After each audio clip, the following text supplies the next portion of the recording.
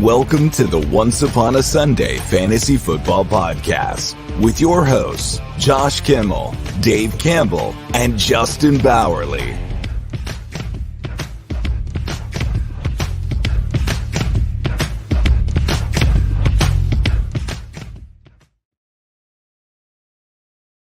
Podcast. I'm your host, Josh, and we have a special show for you tonight. I know we say that every week, but every week is special. Don't laugh, Justin. I hear everyone hears you in the background.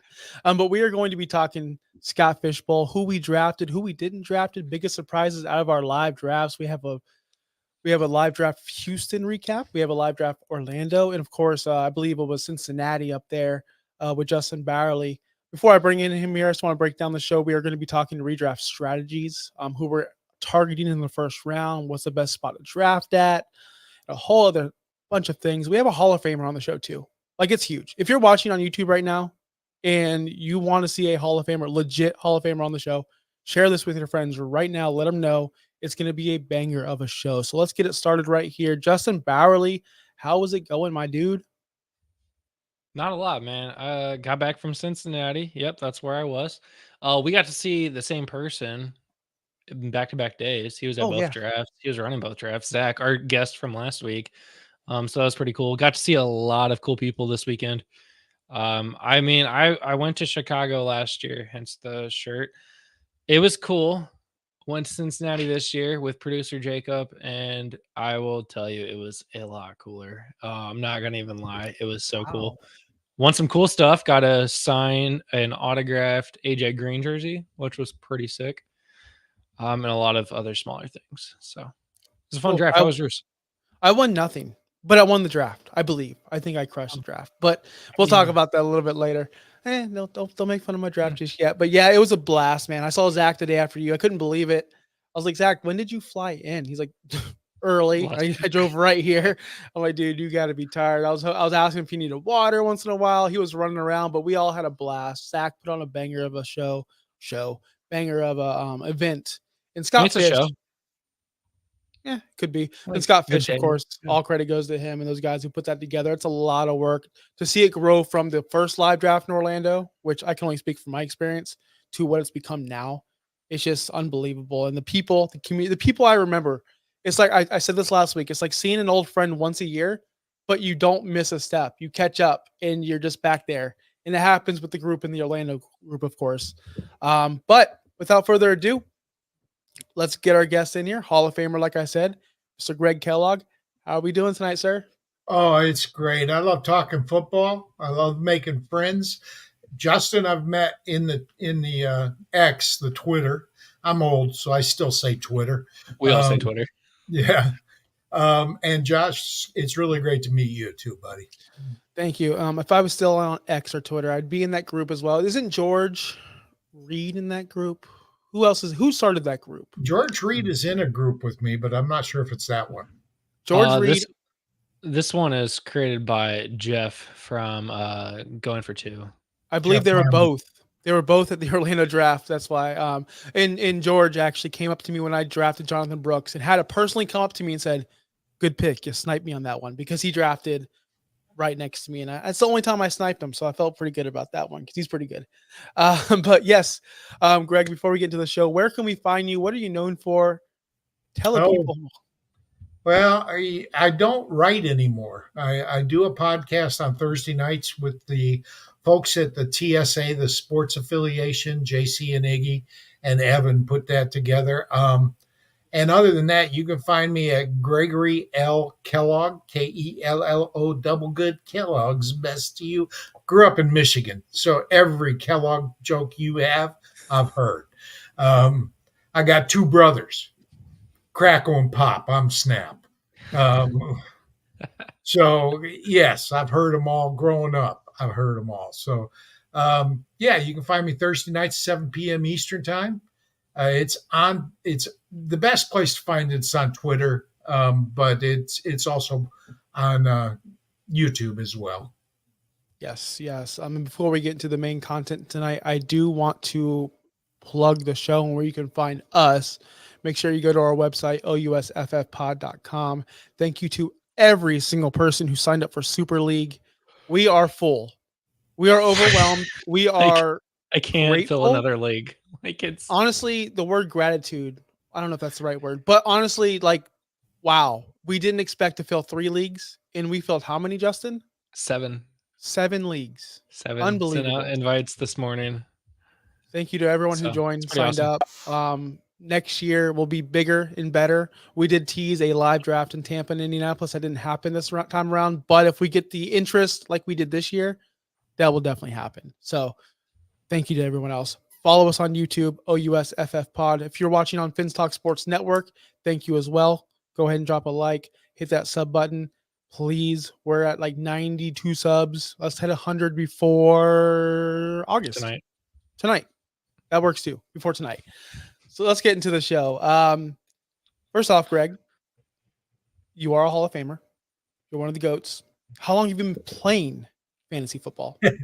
Longer than you've been alive, probably. 1986 was my first year playing. I played straight through and started writing in the 90s. And Bob Harris and I did the first podcast. Bob copied a whole bunch of interviews that were done online. He cut the responses, and he would send me a note that says, ask this question. And I would record me asking the question, send it back. He'd splice it on. That was our podcast back then. We didn't have StreamYard. Hell, we didn't even have the internet, barely. I mean, when I first started, there was 3 ways to score: extra point, field goal, touchdown. Yeah, maybe you could get a safety, but they were rare. There were no yardage bonuses. I mean, in 86, it was straight. I don't know if you guys know Joe Bryant, but you probably have heard of Football Guys. Mm-hmm. Football Guys didn't exist when I met Joe. He and I were on Usenet. So I've been doing a takeoff 2016 through 2021. I took those years off, those 5 years off, because I was getting ready for real retirement. And we went to Thailand for a year after I retired. So, yeah, 38 years total, 33 years playing.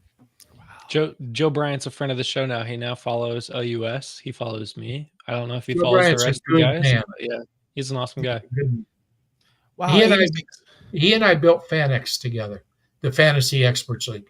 And if you ever get a chance, there's a book by Larry Schechter called The History of Fantasy Sports. Turn to page 270, baby. They talk about FanX, Joe and I. Wow. It's pretty impressive. That's pretty cool. But I was born in 85. So close. Justin, I think, 87? Yeah. Pretty close also. Yeah. How old are you, Justin? The year before John was a twinkle in his daddy's eye. I mean, yeah, my mom graduated in 86 from high school. No, I actually had this conversation at work today because I forgot how old I was. We were talking about how old the youngest people in the office were. And I was like, yeah, I'm 30. And somebody was like, I'm 31. I was like, wait, you're not older than me. And then I was like, oh, I'm 32.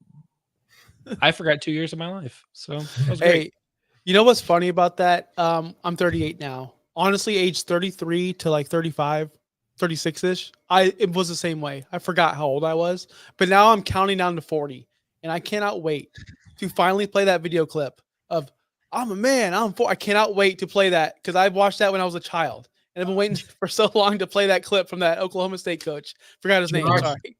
And Josh, I retire. married my high school sweetheart, and she's 28 again. She's 28 again. Oh, Did you really marry her high school? Did you really? She was a freshman when I was a senior. Oh, cool. I married her 3 years after I graduated from high school, and we've been married going on 48 years now. We've been together 50 years. That's awesome. So, congratulations. I also married not my high school sweetheart, but we went to high school together and we dated. But we reconnected afterwards. That's what Facebook and social media is for now, guys. Because you meet them afterwards, and then it's awesome. It's been fun times. But let's get into some fantasy football. We just had Scott Fishbowl live drafts. Like I said, we had the Houston. That's where Greg was. I was in Orlando. Justin was in Cincinnati. I'm sure we had all awesome times. I'm sure we had tons of stories, met tons of new people, met tons of new friends or old friends. But let's talk about the draft in general. First off, where did everyone pick? I know I picked 10th. Justin, I forgot where you picked. Greg, you know what, Justin? Let's go to Greg. Greg, where did you pick? 6. 6. Right And did you select 6 or did you get stuck with 6? I don't get stuck. It didn't. If they assign me a spot, 1, 12, wouldn't matter. You can win and lose from any spot in the draft. I chose 6, but with the third round reversal, I like the middle rounds. That's understandable. I picked 10th this year because I've always picked like either 1, 3, 4, but this year I wanted a late pick. I'm pretty happy with it. Justin, where were you at again? I picked from 11, so I got that third round reversal bonus there, which was nice. Oh, nice. So let's break down our top 3 picks and strategies. If you had strategies, we talked about it last show with Zach, where I didn't have a strategy going in. I'm just there to have fun because it's a giant league. It's a giant tournament, and it's for fun and for charity and for I believe to network and create new relationships. That's what I go for. So I had no strat going in. Greg, did you have a strat? Have you had a strat before? Yeah. Well, last year I took Kelsey with the 5th overall pick, and he had his worst year in a decade, but still, Still finished I made the 21. playoffs. I made the playoffs, and I Yeah. was quarterback weak in that draft. So, my strategy going in, what I loved about what Scott did was he equalized the scoring, and he set it up so you could construct your roster however you wanted. Equal scoring between quarterback, running back, and wide receiver, basically. And you have one starter at each position, then you have nothing but flexes. So I loved that setup. And so I went in expecting to get one of the 4 required positions, quarterback, running back, wide receiver, tight end, in the first 4 rounds. I screwed it up. I got quarterback, tight end, and 2 running backs before I went wide receiver. I also was looking for some stacks because stacks can pay off double. And I went with the super stack, which I'll explain later. Oh, is it similar to my super duper stack that I created 2 years ago? We'll talk about that then. Okay. I'll just go ahead and break it down. So 2 years ago, my first ever live draft, I decided I was going to do a super duper stack. I wanted Dak, CD, Zeke, and the tight end at the time, I believe it was still Schultz, but I could be wrong, and Pollard. I wanted all of them. I ended up missing out on Pollard, but I got everyone else. And then you got a 4-person stack. And then after that, I went Zach Wilson, and Michael Carter, and I went the Jets super duper stack. So I had the Jets, and I had the Cowboys. I had their entire offense. And let me tell you, I think I won like 4 games that entire season. So it didn't work out well. Well, Zach Wilson didn't help you at all. No, he didn't. But I was the talk of the draft. People kept on coming over to our board, and they're like, "Oh boy, that team's in trouble." And I'm like, "Yep, sure am." A lot of people are doing the CD stack this year. A lot of them. I went with I wanted to get. I got Mahomes at 6, which when I did the mocks, I figured I'd either get Mahomes or Bijan. That was who was falling to 6. I got Mahomes. I came 1 pick away from getting Kelsey. Guy in front of me sniped me with the 6th pick in the second round. I had the 7th. He actually has sniped me 3 times in that draft. We still got 2 picks left, I think, in our draft. But I got Pacheco, Hollywood, and Xavier Worthy. And the only reason I took Worthy is because I don't think he's going to do a lot on offense, but I think he may return kicks. And with the scoring system this year, I think kick returners are going to be huge. Yeah, I agree with that. Yeah, you got a huge stack right there in the first 9 rounds. Yeah. Yeah. I don't want to talk about my draft real quick, Justin. I want to talk about your strat. Yeah, of course. I will. So Josh went running back first and then a ton of wide receivers. Oh, you're gonna break don't. I thought you were talking about yours. Don't be breaking down mine. I'm gonna rationalize my strategy myself. My strategy was pretty simple. It was take the best quarterback available at 11 or go for a high volume running back. And I'm not talking about somebody that's obviously sharing the workload. Like I thought Saquon Barkley might be good, but then I was like, he's actually sharing the workload with Jalen Hurts.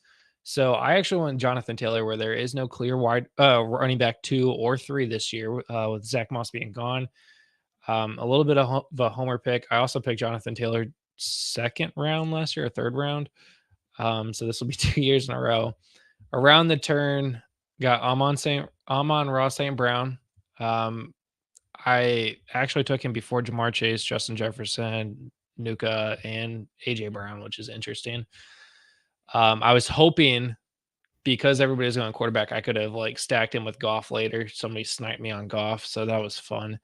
And then I ended up with Garrett Wilson because, well, Josh said Garrett Wilson's going to finish wide receiver 1 this year. So I was like, you know what? I'll follow the lead here. I'll take Garrett Wilson.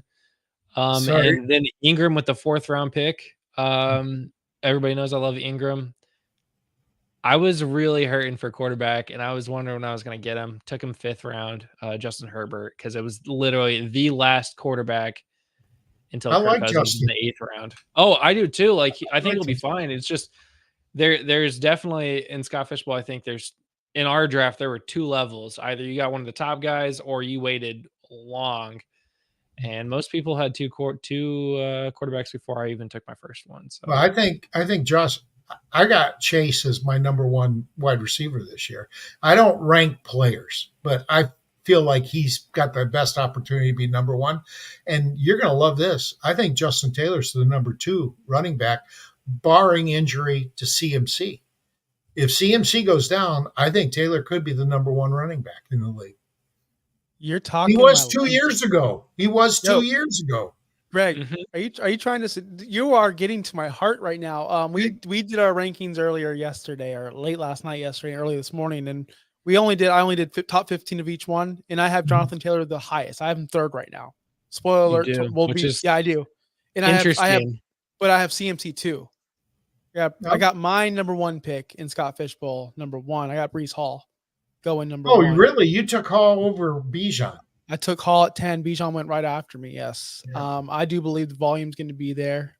We were talking about Justin just said it. Who's going to be the most volume heavy back? I believe Brees. I don't think he's going to share that with anybody. I believe I still believe Tyler Algier is a solid running back, but he's not going to be on the level as Bijan. Understandable, but he's still going to get us 8 carries a game, which is taken away from Bijan. I got to tell you, Braylon Allen is going to get work. Oh, he is? He is not going to sit. They didn't draft him where they drafted him to sit him. So he's going to get work. Also, I think you got to remember, Brees Hall had a massive knee injury a couple of years ago. Yes. And he is a great running back. And I think that a lot of teams are going to committees to protect the running backs. Yeah. It's a smart thing to do, though, Greg. Like, why wouldn't you protect your assets? Well, I agree. I don't disagree with that. But that's why I say I think I would go. Now, we know that Algiers took a lot of carries from Bijan last year. I don't think he gets the work he got last year this year. And I also think Bijan's going to be used in the passing game this year down there with the new offensive coordinator and a much better quarterback. So I just think that Atlanta offense is going to hum. No arguments with you there. No arguments. I don't know why. I'm a Dolphins fan, Greg, and I have Garrett Wilson as like going to be the number 1 receiver. They can't score 50 points a game, Justin. Am I just becoming a Jets fan? Like before your eyes? Yeah. Because I'm in love with every player. Aaron Rodgers, I'm in love with. Brees Hall, Garrett Wilson. But what happens to that whole offense if Rodgers doesn't come back or gets hurt early? He's a 40-year-old quarterback coming off torn ACL, right?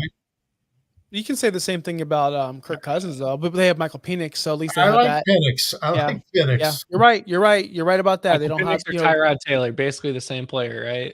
Tyrod's not terrible. He's better than Zach Wilson. He's got that veteran leadership. That'll be the nice part for Tyrod. So. Yes. What's going on, Bridge the Gap in the chat? What's going off the schneid? Guys, if you're watching right now on YouTube, tell your friends, come on over. Appreciate it. Both of them were guests. Bridge the Gap is Dustin Ludke. Oh, hey, Dustin. It's Cody. We've talked to both of these guys on this show. Of course we have. Yeah. But anyway, so back to my draft, my wonderful, spectacular draft. So I looked at the rosters and I'm like, okay, now that's a bunch of flexes. Because when I went into the draft, I told you I had no strat, but I'm thinking, wait a minute, I do want the stack. And at 10, I couldn't get one of those rushing upside quarterbacks. So I looked at ADP. And I'm like, wait, Kyler's falling to the second round or late first. So in my mind, I'm grabbing Kyler, and then I'm going to go ahead and grab Marvin Harrison. And then on that third round reversal, I'm getting Trey McBride. That was my strategy going into it, like 10 minutes into it. And then what happened was Kyler Murray decided to get picked at 8. And then I watched 7 the in other. ours. Okay, well, 7 in yours. But then I look at the other drafts, the 3 other ones. He went in the second. He went in the second. He went in the second. He And went 201 in ours. He went in the second round in every draft, but mine. Yours. Yeah. So my strategy just went right out the window. So he said, you know what I'm going to do? I'm just going to have fun. So I went Marvin Harrison, Garrett Wilson, Jalen Waddle, Mike Evans, T. Higgins, Keenan Allen. And my last pick, which would be my super flex if it was filling out the roster, is Xavier Worthy. Just exactly what you said, Greg, for the upside of the punt return, the kick returning. That's exactly why I grabbed him. I wanted to fill out every single flex spot I possibly could. And since the quarterbacks were already taken, and I still don't have a tight end. And I'm in round 16. So, so I decided, you know what? I'm just going to go wide receiver heavy, get every single stud I could possibly get who's going to be the number. I think I have not every number one, but because Waddle and Higgins are number 2. And I believe Allen's number 1 in Chicago. So I think I have every number 1 receiver on those teams, except for, of course, Waddle and Higgins. So I'm pretty happy with my team. Daniel Jones is my number 1 quarterback, but I'm okay with it. He's a cheap rushing upside quarterback. How say you, Greg? You like Daniel Jones this year? Daniel Jones is fine. He's not going to break any records or anything. I went with Mahomes, who I think is the number 1 quarterback this year. And then I backed him up with the kid in Cleveland, Deshaun Watson, because he has done it. He's done the rushing. He's done the passing. But I got to say, I'm not as big a fan of Marvin Harrison Jr. as you guys are. I think Michael Wilson could lead that team in receiving. I realize right now he's the wide receiver 3, but he's a big guy. And if you look at his finish last year, he did really well. Not wrong at all, actually. But gosh, the potential of Harrison, the thing with Harrison, which I've been telling people nonstop, is we've had this streak of receivers as rookies or young players just blow up. Think about Justin Jefferson, think about Jamar Chase, think about Odell Beckham, going back to Odell Beckham. So I think the FOMO is real of you don't want to miss out on the next big thing. And Marvin Harrison could be the next big thing. Malik Neighbors. I was just about to say, what if it's Neighbors? Yeah. I like it with your Daniel Jones. I would have gotten that hook up if I were you. I tried to get I was actually our table. One of the guys was in my draft, and me and him were like kind of button heads of like, I'm gonna get Daniel Jones. No, I'm gonna get Daniel Jones. So he grabbed Neighbors like too early to I guess make me not want to get Daniel Jones because I couldn't complete the stack. Like, bro, I'm still getting Daniel Jones. I left the live draft with no quarterback.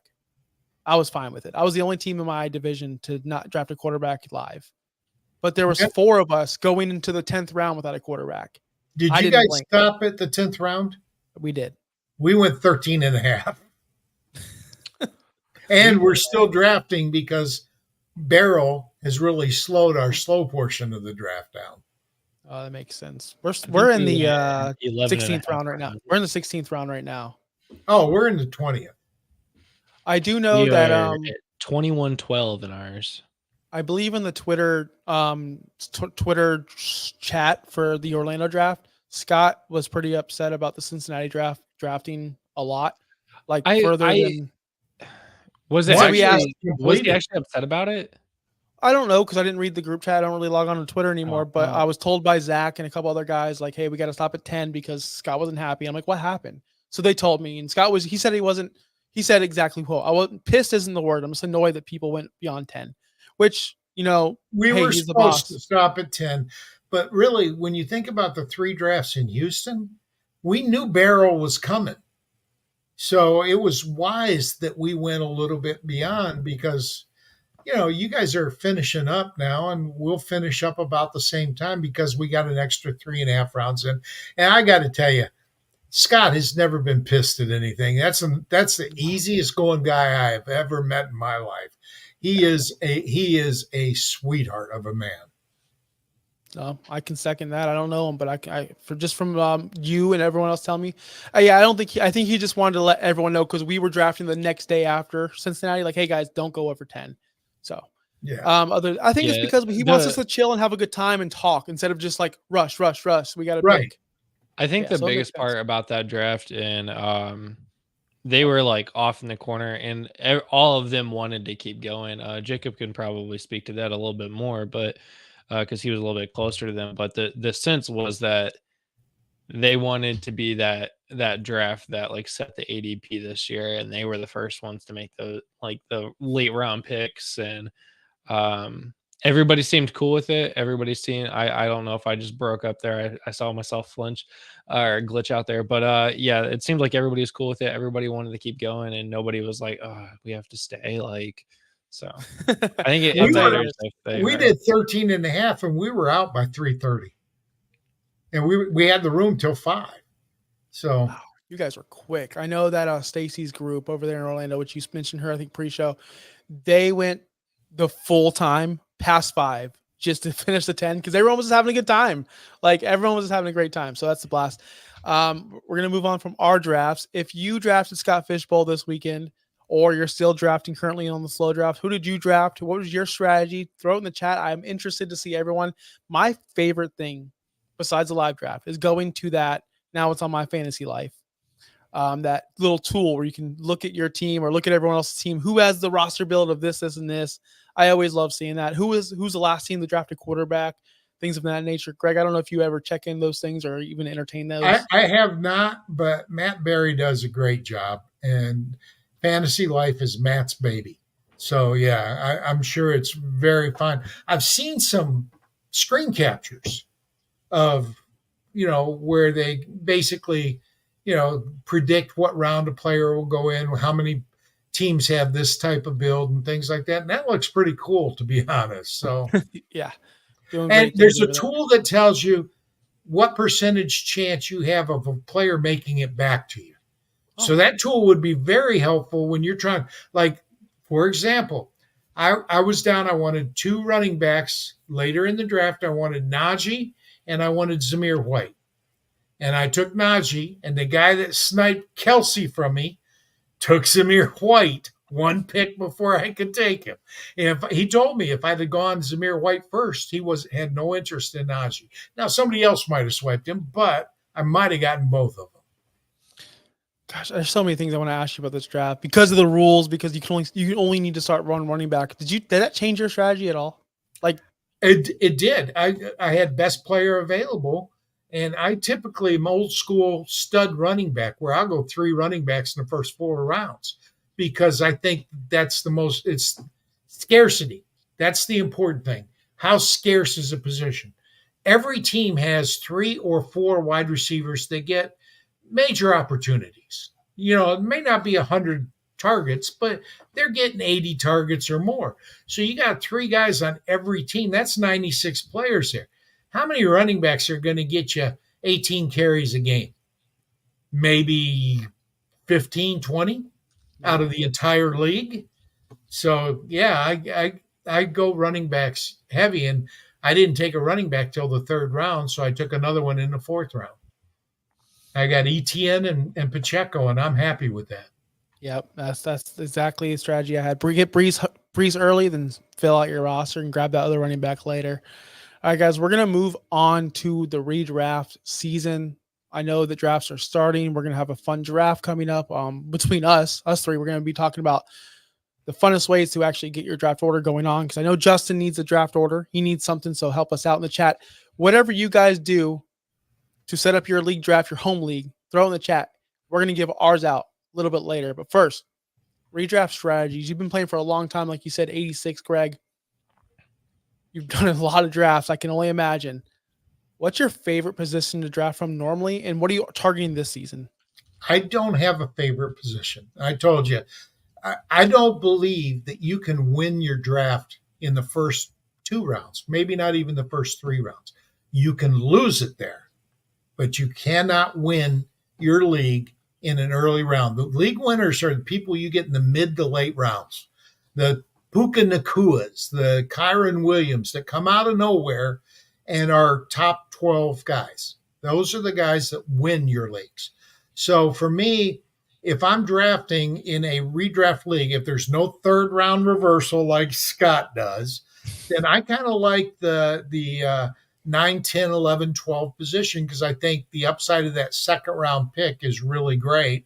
Plus, you can kind of start runs from that when you have the back to back. You can do that with the 1, 2, 3 slots too, but there's such a long wait between first and second that I prefer that. Now, if you got a third round reversal, 6 and 7. I do not want to be on the ends because it's such a long wait between. And if you're in a large league, 18 teams or more, 16 teams or more, I'd rather kind of be in the middle so there's not such a huge wait between picks. No, totally understandable. Justin, I'd like to get your opinion on this because I feel like you're a top dog kind of guy. You want to be in the top 3 every single year, which is totally understandable. Where do you like to draft from? I prefer late round always. Well, in snake drafts, I prefer late round. Mostly because, yeah, like Greg said, you can start that run. You can you're still gonna finish with the top 12 player theoretically with even if you have the 12th pick. But that the upside to getting that second pick is bigger than getting a top 24 player. If you can get a 13 to 15 player over the 24th best player, I'd prefer that. Because I think that break is right around 17, 18 when you start looking at the best players in the league. So I prefer late round always. I hate going first. I hate going second unless it's, like I used to like that. I don't like that anymore. It's just I'm never going to have Christian McCaffrey on my redraft league. It's not going to happen. I'm not going to have Tyreek Hill or CeeDee Lamb or Amon-Ra St. Brown because I don't like the first couple picks. I see Greg wanted to chime in there. Did you have a rebuttal? Well, it depends on your league rules and stuff. You can get Amon-Ra in the second round. Yeah. It depends on your scoring rules and your roster construction rules. I think people overlook the roster construction and the positional scarcity. For me, you got 5 or 6 tight ends that are relatively assured of scoring well. And after that, it's a crapshoot. And for years, it was Travis Kelce and nobody else. Mark Edwards beat him 1 year. But other than that, he was the number one tight end for 6 out of 7 years, 7 out of 8, something like that. And last year was a bad year for him. He still was the third best tight end in the league.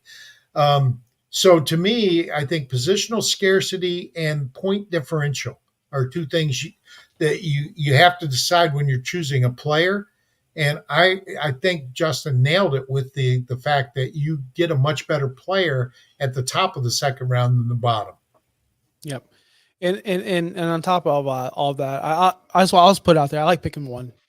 We always do with this thing. One of my leagues where we have a competition or something to choose draft order, but that's not the draft order. That's the order you can pick. And people like to get cute. Oh, I'll pick 9. Like the first person, like, oh, I want 9 or I want 10. Then I want 3 or I want 4, and I'm like, I'll take 1 because you know what? I'll get the player I want no matter what. I had the perfect draft strategy for Scott Fish. And Scott wouldn't let me do it. What's that? I said, give me the first 22 picks and let everybody else afterwards. Exactly. I like that. But he wouldn't let me do it. I don't understand. It's so weird. But my point is, what I was going to get to is, if you know me and you watch a show or you've seen the show before, you just know me personally. Auctions king, snake draft. I agree. Yeah, snake drafts are in the dust. We left those old Macintoshes, those Nintendos, all those are in the dust, right? We evolve as humans, as a society, as people. We grow. Come on, people, let's get some auctions going on. Greg, I'm glad you're on board. Do you intentionally bid up players that you don't want? And if you do, which I do, when do you back out? It's all about knowing your league and your members, right? If you know someone is in on a player and you know you can get them, like we know this guy Adam. I'll just call him out. He's a big Buffalo Bills fan, and he wants Josh Allen. I will bid him up until I see if it's a live draft or he's whatever. Until I see him getting nervous. I'll keep on doing it. Well, that's fine for Allen because if he drops him on you, you got a great quarterback. But okay, what for example, what about Curtis Samuel? Would you bid him up for Curtis Samuel? And if so, when would you stop? Not Curtis Samuel, because I think he's too much of I haven't looked at average budget. I would, but I would not. Here's why. Okay. You hit it on the nail of the head with that Josh Allen thing. If I win them, oh well. I'm only going to do it with players I'm okay with winning. If I win this, stop bidding when there's only 2 or 3 people left bidding. As long as there's 5 or 6 people bidding, I'll bid up. But when there's 2 or 3 people bidding, then I stop. Good example of how I got stuck this year in a draft with Justin. We did a startup dynasty, but it's only rookies, building from the bottom. We have no veteran players. 2023 and beyond doesn't exist in our league. We only start with rookies, and we're going to build from that. I was bidding up neighbors, and we were going nuts for like ever. And it was like within 3 seconds. And we're like, bid. I'm okay with bidding him up. I wanted to win him, actually. Same thing I thought was Worthy was the next player. I didn't want Worthy. I had no interest in Worthy on my team. I'm like, okay, let's go. Let's do this again. I'm going to get Worthy up high, just as high as neighbors. Bid. Guess who I got? I got stuck with Worthy. But again, I'm okay with it because of his high draft capital and the team he's playing for. If it was somebody I didn't really want on my team, like a Brian Thomas or someone like that, I wouldn't have bid him up. But that's my answer to that. If I want the player and I'm okay with him landing on my team, that's fine. If it's a player I just totally dislike, for example, I'll give you a player right now, Kyron Williams. Do not want to touch that player. Do not want him on my roster. I will automatically hit pass automatically.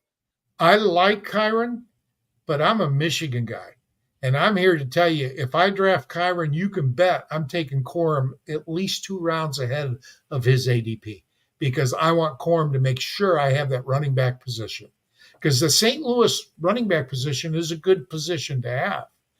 But who's going to get the bulk of the carries?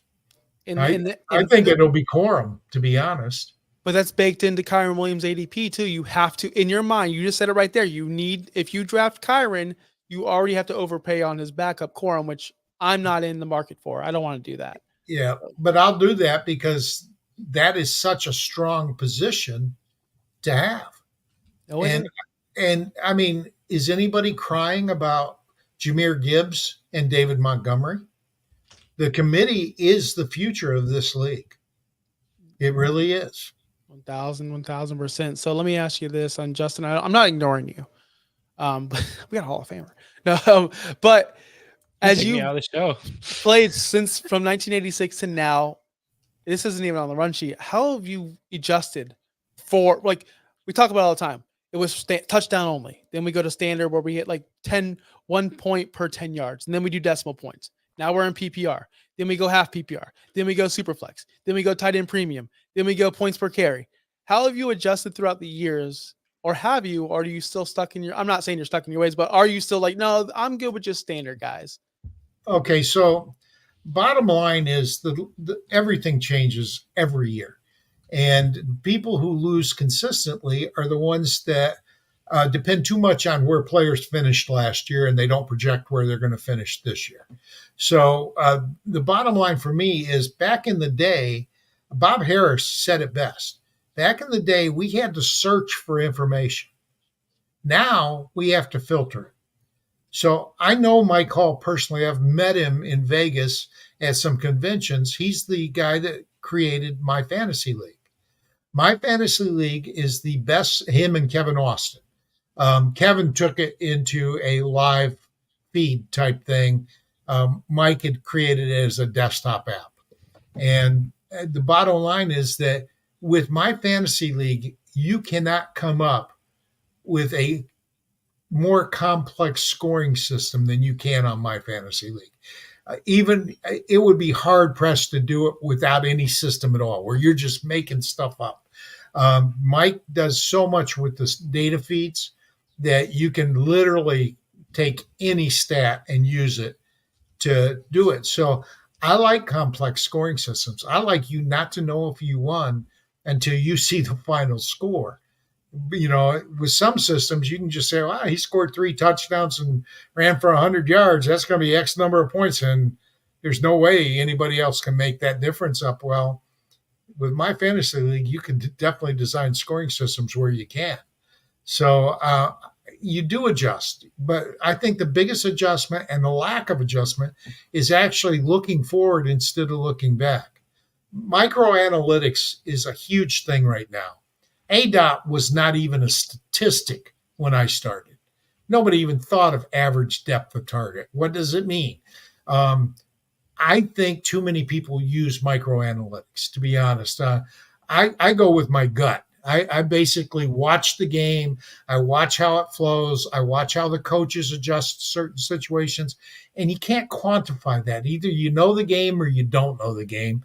And I think that, I think microanalytics, I love watching podcasts where people discuss them, but I don't use them in my player analyzation, in my analyzing of players. I don't go that deep with it. I just want to have fun.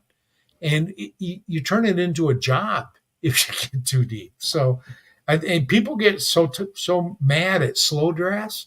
Hey, they got an 8-hour clock. If they time out, let them auto pick. Who cares? It's, we're July, man. The season doesn't start till September. We got lots of time. Don't worry about that stuff. Have fun. No offense to everyone in the chat that's been on the show before. Greg is my favorite best friend now. We are literally the same people. Like, I can't explain it. Like, I don't know how to say it as well. He does, but all your ADOTs and all that stuff, to me, one ear out the other. I just know it's ball. fun to watch. It's fun to watch the analysts with it. I just don't use it when I'm doing my own player prep. I just don't. I agree. Seth, if you're listening, we still love you, Seth. Who? I promise we still Seth. Oh yes, Seth. Yes, Seth. We love you. Honestly, like, I love everyone that's come on. I love everyone that's interacted with. But what I'm trying to say is that's the kind of fantasy me and Dirtbag Dave, who's on the show tonight. That's how we play the game. And it's like, I don't know how to say it. I think there's too much statistics going on, and we trick ourselves and we psych ourselves out on one player because of this stat or this number. But let's just think of the game, like Gabe Davis, for example. I'm not going to go through the stats and tell everyone, but we were all hyped about this. But no one realized all of his big plays came off of busted coverage. No one's looking at that stuff. You're like, oh, the ADOT, this and that. I'm like, guys, he's an average player at best, and you're drafting him in the 4th round. But that's where your statistics and your advanced. He's also very inconsistent in his output. And Bob Lung, people know him for the Fantasy Football Expo. For years, he's produced a book called The Consistency Guide. And he looks at players, how consistent are they from week to week and season to season. That's a tremendous help. Now, I've never purchased it because I like to think that I'm smarter than everybody. I know I'm not, but I like to think that. So this year, I'm buying one of Bob's books at the expo because I want him to autograph it for me. But I'm telling you, if you're new to this and you want a tool that will help you tremendously, reach out to Bob Lung. You can buy his book on Amazon for about $25. It's worth it. Noted. We'll put that, Justin, put that link in the chat, or not in the chat, in the description below, because I'm actually going to buy that because I'm interested in that. I love consistency ratings. I don't look at them enough. I just, like you, Greg, I'm smarter than everyone. I can see it with my eyes. We're of a kind, baby. We got it down. We're gelling, man. Justin, I'm sorry you're the odd man out tonight. I didn't expect that. I didn't expect to make a best friend tonight. I didn't expect that. So we are running a little bit long. That's okay. Thank you guys for still tuning in. We're going to get into our nonsense draft tonight, our Once Upon a Draft. We're still working on a name, although Jacob named that, producer Jacob. It's the Once Upon a Draft. I guess that's what we're sticking with. Tonight we're doing ways to set up a draft order in your home league. Is that what we're doing, Justin? Yeah. That's what we're doing. So there's many ways to do it. There's the 100-yard dash. There's a randomizer. There's a bunch of ways. Let's get creative tonight. We're going to go, of course, Greg first. Justin, I'll let you go second. I'll go last. And then we're just going to linear 3 rounds. So, Greg, kick it off at the top. What's the best way to set up a draft order? Well, I'm going to go with the old standard. Since we're doing 3 rounds, I get to come up with 3 different ways, and I'm going to let you take the one we discussed earlier, okay? But I want everybody to know I told him about it. Okay, so they don't get mad at you because people will get mad about that one. I'm going to go with the straight random draft. So that's the number one because it's the most used. Is it the number one? Do you like it random For right when you walk redraft, in? randomization is the number one way to do a snake draft. Okay. Um, for dynasty leagues, it's reverse order of finish usually, but I think the number one, most leagues are redrafts, so I'm going to say randomize your draft order. Randomized. All right. Justin. Okay. Give me something. Give me something. So my 102 is going to be what is currently my 101 in how my home league is going to draft this year. Beer Olympics. Oh, you got to Combine. explain. So what we're doing is a Beer Olympics combine. So you have a couple of different. We're not drinking during the timing and the combine aspect of it, but you're playing flip cup. You have to do the beer pong, like you have to get a ping pong ball in Is a it cup. one event or multiple events? It's multiple. So you're gonna start. You're gonna do one thing, get it to flip, then you do another thing, and then you're gonna do a cornhole throw, get bags onto the board. I think maybe we might start with like spinning around your head around on a bat like 10 times before you So go. is it And this is timed? all good. It's going to be timed. So the fastest time will get to pick their spot first, and then it'll just go down that order based off of your timing. Okay. Josh. Okay, that's good, Justin. So Josh, I have both of you. I have a couple spots in Indy at the end of August, Labor Day weekend. If you guys want to come up and draft. I wish I could, man. I really wish I could. I'm spending my money on Scott Fish and on the Expo. Sorry. All right. So the number one way I've ever set up a fantasy football draft order, which I've done it twice to my home league. I'm not the commissioner, but I'm close with the commissioner. It's my brother. So we just watched the Royal Rumble in January. Big wrestling fans over here. And we just randomly pick a number. There's 30 men in the Royal Rumble. We all get together and watch the Rumble if we can get together. And that's our pick. We don't know who our person is. Greg, I don't know if you watch wrestling or ever watch professional wrestling or know what the Royal Rumble is. But if you pick number 2, that's the person, the wrestler that comes out number 2 in the Rumble is your guy. In the last person, so if your guy gets knocked out first, you're the 12th pick. If you last the longest, you're the first pick. It's always fun to get the guys together, watch something. Do they ever, is it like a tournament where they can go out in the same round? No. So what happens is there's 30 people in the Royal Rumble. They come out one at a time. Oh, okay. And you have to get thrown over the top to be eliminated. Now it's a work. It's professional wrestling. It's not real, but it's fun because you don't know who's going to win, and you don't know who you can be sitting there with number 27 in your paper and like the whole time because one person comes out 90 seconds. The second person comes out 90 seconds. The third person comes out. So every 90 seconds, a new wrestler comes out. So you're waiting on who your wrestler is the entire time. And when it's someone terrible, you're like, oh, I lost. But if you get a John Cena, shout out John Cena, you follow me on Twitter. If it's a John Cena, you're like, oh yeah, but let's go. there's a cheat code for that, Josh. What's the cheat code? Become friends with the producers, slip them 100 and ask them who's going to win because they know ahead of time. Hey, Vince. Hey, Triple H, who's going to win the Rumble? Yeah. That's a good one. But that's my favorite. We've done it twice in our home league. So you got to go again because it's a snake draft. No, we're doing linear. We're doing linear. So it's back to you. Oh, God. Okay. Well, pick the one that you told us about. I'm going to give you one more chance to use mine. And if you don't, I'm using it in the third round. So I'm just telling you. All right. I said have fun with it. Okay. One way to have fun with it is take everybody out fishing and you measure the fish. Now, the problem with that is if 4 or 5 people don't catch any fish, then you got a real problem. You got to come up with an alternative method. But you just measure the fish. Number, weight, length. Doesn't matter how you measure them, but there's that. And you can throw a twist in. You can say, okay, I'm donating. If you had the big catch, I'm donating to mine because it still leaves me at number 1 to this person. Oh, I and like you can really throw a wrench in it. But fishing has always been fun, so go fishing. that's great. I feel like if you don't catch a fish, you're just kicked out of the league. You're just kicked out. Like, come on, man. Like, we're Bass Pro Shoppers over here.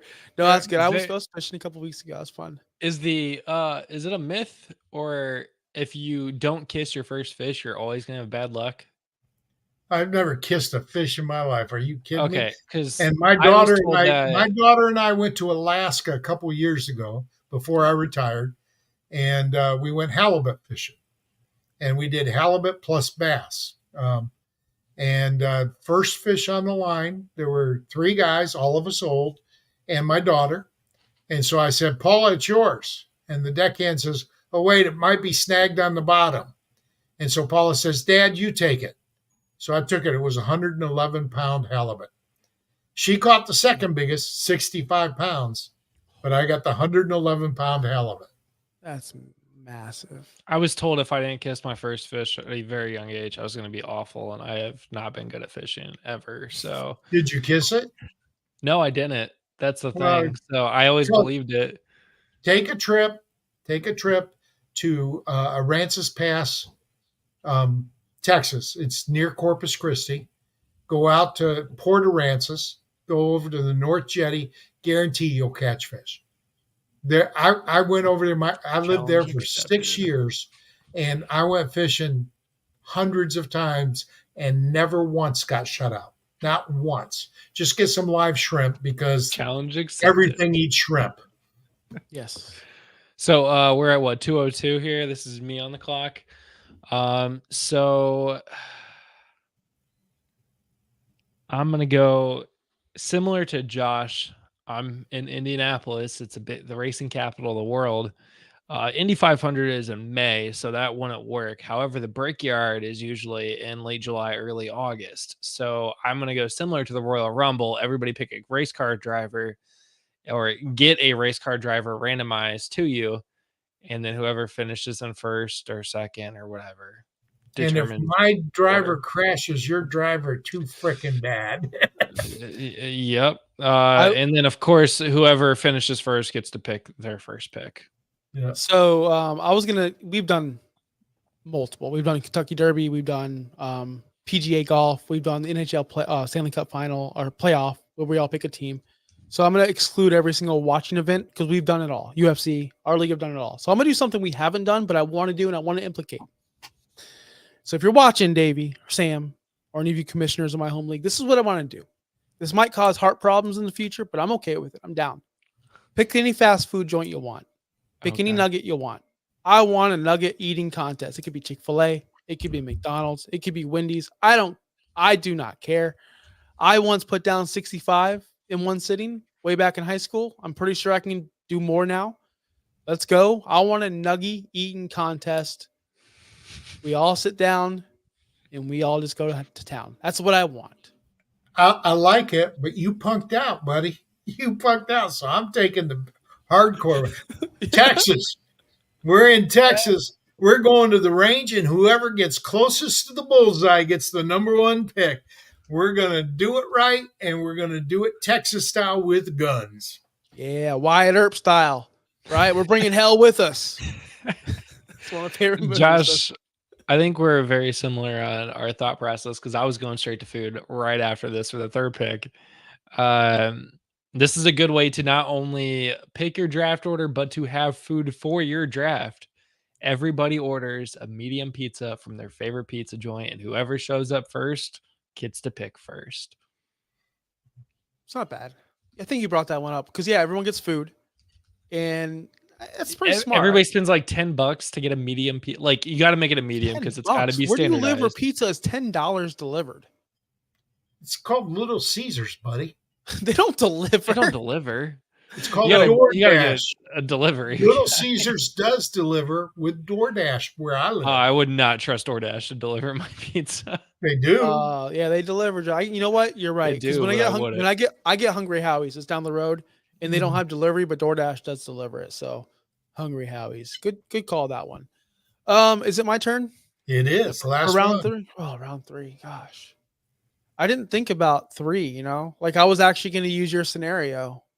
Yeah, I but didn't I think you were told gonna. you to use it Didn't before. I use it. did. I didn't think you were gonna do it. So, man, I can't really think of anything creative or fun because that's what I was gonna pick.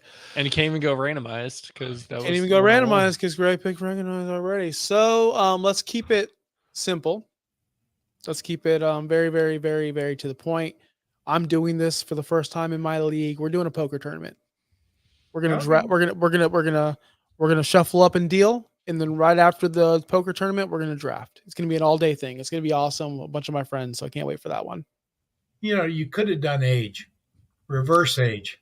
Man, I don't want to show everyone. I'm the Older oldest. first, younger last. Yeah, age before beauty, guys. That's Don't right. forget. Don't forget. Jacob's last. But Jacob's last. what if you're older like me and much better looking than Justin? You get two Like picks.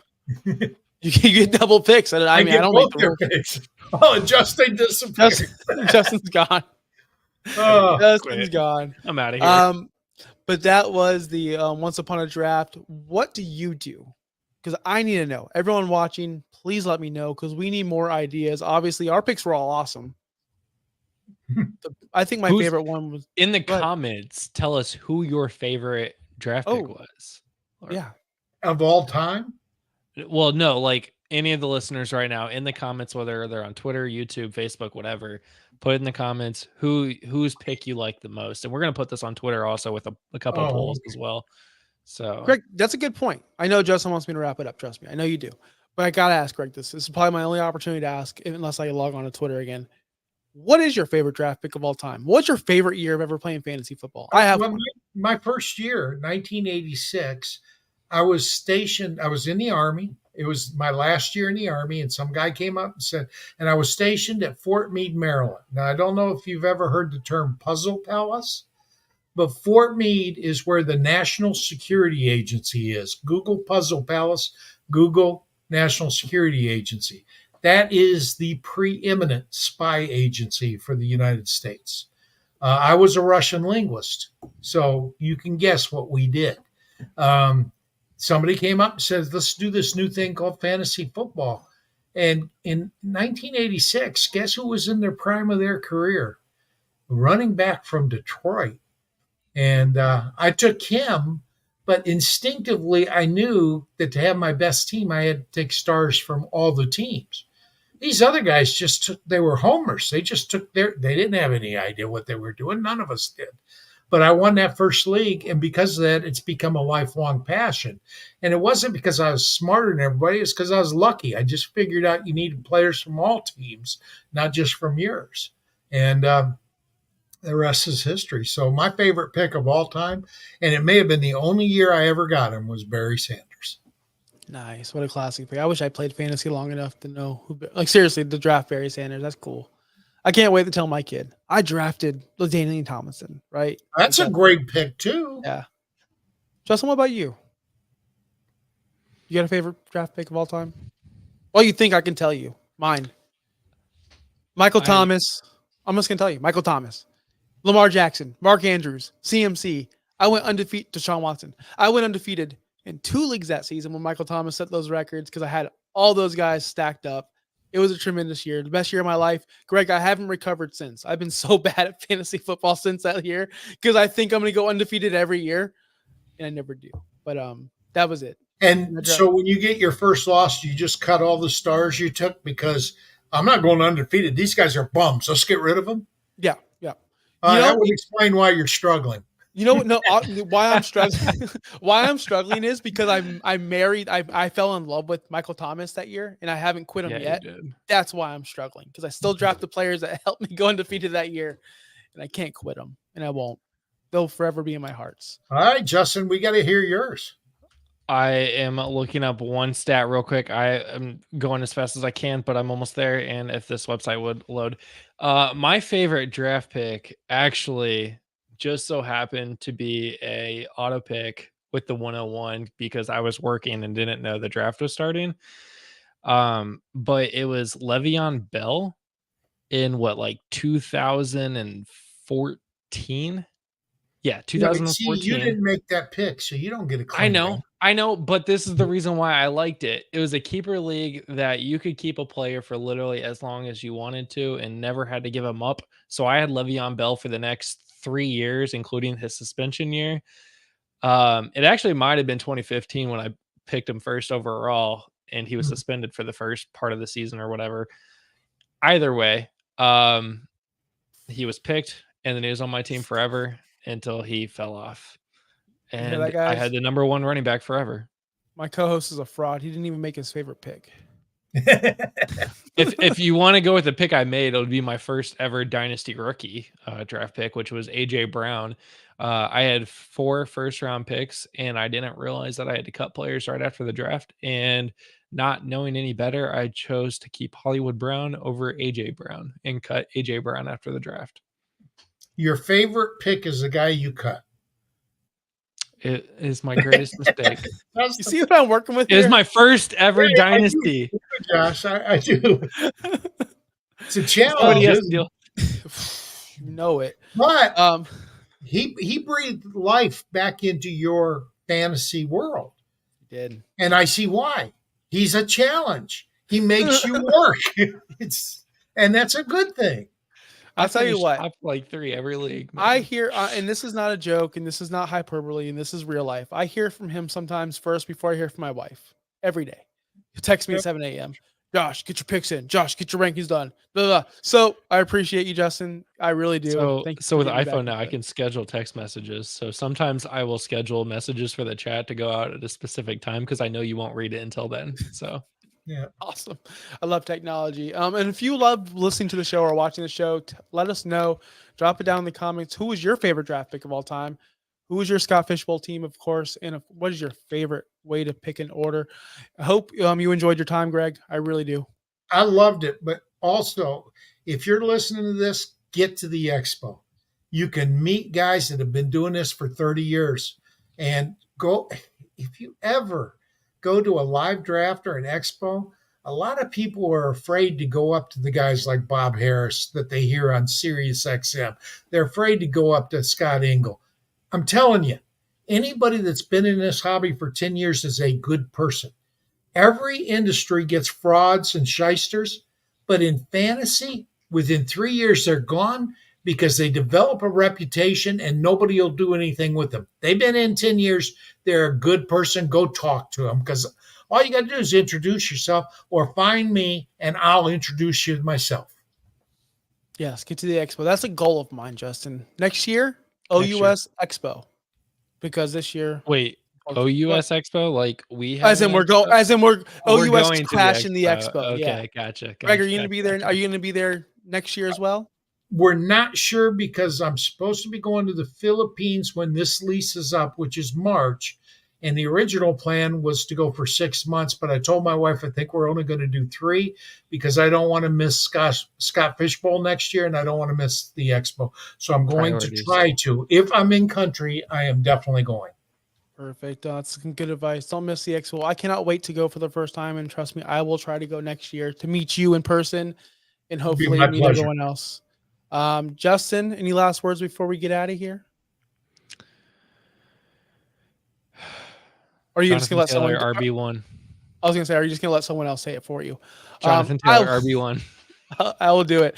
Make sure you like the show, subscribe, share it with all of your friends. Greg, again, where can we find you on socials? Where at Gregory L. Kellogg, KELLO good. It's just like the cereal box. And I grew up in Michigan, so I've heard every joke. Don't think you can find one I haven't heard. But yeah, and basically Thursday nights at 7 p.m. Eastern, I'm on YouTube, Thursday Checkdown. And you can find me on the Sports Affiliation YouTube page. Perfect. And you can find us, or more of us, at the Finstock Sports Network. Thank you so much, Bobby, for having us on your network. You can find us also on our own YouTube page, OUSFF Pod. We're strong at 91 subscribers. We're brand new, trying to get to 100. Help us out. I will love you forever. Just like me and Greg fell in love, I will fall in love with you guys as well. You can follow Justin at Justin Bowerly. You can follow me on Twitter when I make my return at Josh Kimmel OUS. Man, it's been a blast, Greg. Please come back. It's been so much fun. Until next week, guys. Later. Thanks for listening. Be sure to like and subscribe wherever you watch or listen to podcasts. Follow on X and Instagram at OUSFFPOD. We'll be back next week for more ways to win your league.